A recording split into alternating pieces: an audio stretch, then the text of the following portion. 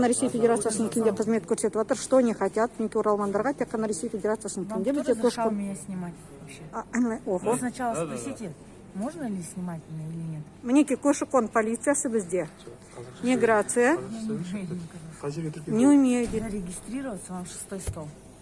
Не умеете? Қазақша айтыңызшы бізге. Қазақша айтыңызшы. Заполнять документы, да, но насколько? Насколько Насколько у вас? Қазақша. Зарегильдинович? Қазақша. Сәлеметсіз бе? Мінекей көші-қон полициясы. Полиция басшысы кім сізде? Көші-қон полицияның бастығы кім? Қылышбаева. Қылышбаева. Тіркеу туралы кімнен сұраймыз? Не резидентом, я служу, куда вы пишете? Не дедіңіз? Без Жаңа ғана орысша айттыңыз ғой, не резидентов, мы не обслуживаем.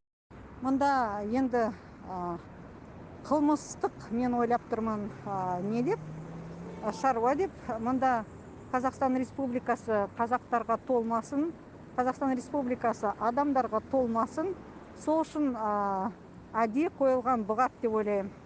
Арман Уәлиевтің сондай бұйрығы ма, әлде Нұрлан Мәсімовтің бұйрығы ма, Стафовтың бұйрығы ма, білмеймін енді кімнің бұйрығы.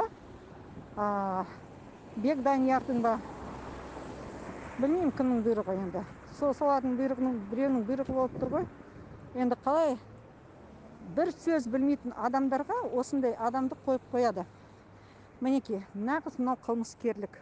Мынау елдігімізге, тәуелсіздігімізге, мемлекеттілігімізге жасалып жатқан мынау қастандық.